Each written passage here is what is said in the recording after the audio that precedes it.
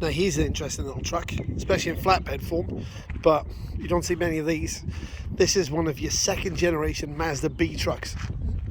They were B1300, B1600, B1800, and I think ended up as B2000.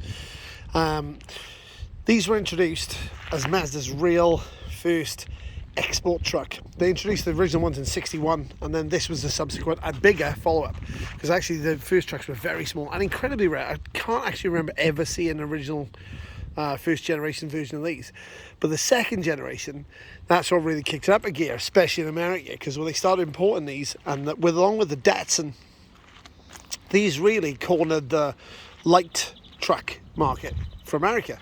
And what they really did was, lots of kids and things bought them because they were cheap to run, they were kind of fun. The mini truck phase was big in the early 70s, and I mean, these were just a handy little load hauler. If you didn't need an F100, you could run this around the city, park it anywhere, drive it anywhere, cheap on gas. The fuel the crisis that came in, and kids really had got into Volkswagens and things like that. So this really became the first of the imported mini trucks. Now, it's hard to find these now. They're very, very rare, because Rust claimed them here in the UK and New Zealand and Australia. Even there's still Rust even there, but there's still probably quite a few left in America. But they've kind of prized now. Right-hand drive one, this of course, because this is New Zealand. This one's been sitting for many, many years and is pretty rough. Oh, can I open it? Oh yeah, she opens.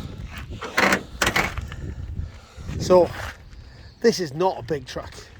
I mean, if you compare this to an F100, which was available for the same kind of money when this was around, it's tiny in here.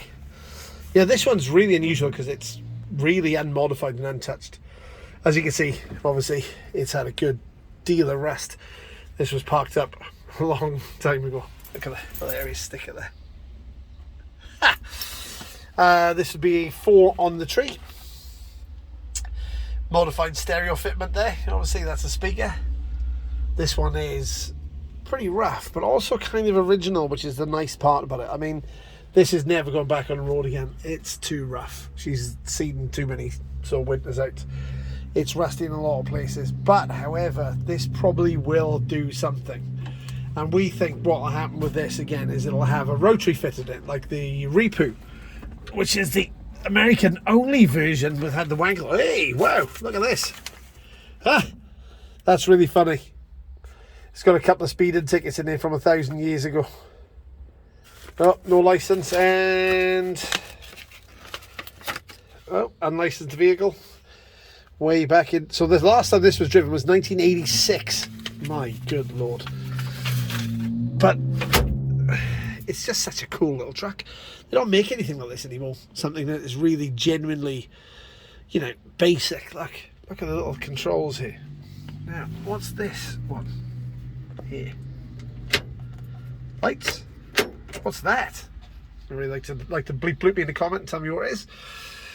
This one is edgeless, but of course it'll be rebirthed with a rotary in it of some description. And I think what the plan is somebody's just going to buy this, drop a rotary back in it. I've already got a few people interested because these little Mazda trucks are like sort of gold, really. You can't find any. This is, I would call this a patina truck, I mean, or a rat truck, or whatever you want to call it. But here in New Zealand, man, these things are massively popular. Somebody will just drop a rotary engine in this and just use it to cruise around in.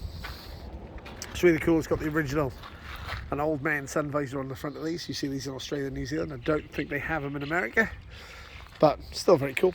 This is a 1600. It's a 1976 originally. It's had some mud grip tyres on the back of it. It's pretty rusty, but it's not terminally bad, as in, it'll hold itself together and they can cruise it around shows and stuff. Most of it's complete, which is good. Even though it's beaten up, it's still cruisable. I've got the original piece of trim on there to go on. I say original piece of trim. Bleep bloop me, tell me if that's correct. I don't know. It's kind of a really good looking truck. And when I say it's a good looking truck, I mean, if you're into patina and sort of rusty rat roddy things, this has got a great look. I'd love to drive this around the paddocks, drop a 13B in it or something like that. I'd just have some fun in it until it eventually succumbs to the elements and falls apart. But there's probably a way before that. It's got a separate chassis on this, which is pretty cool. That means it's got a lot more life left to give in it. The rear lights I find quite hilarious. So they're Mark II console, I think they are. Maybe Zephyr. Just for laugh, because anybody guess what that is? It'd be quite funny if you can. I know what it is. I've had a few of these in here.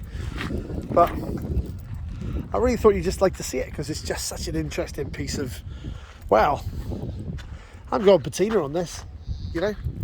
It's really cool. Got the really cool original Mazda steering wheel in it as well.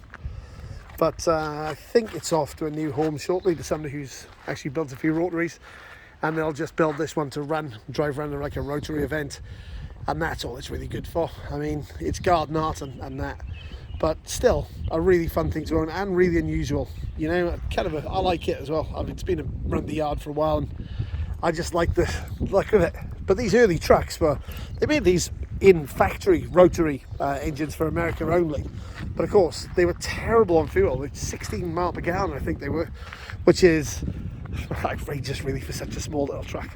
If you really, the 4-cylinder inline was a way better bet, and of course much easier to service and much easier to look after, and that's what they sold millions of.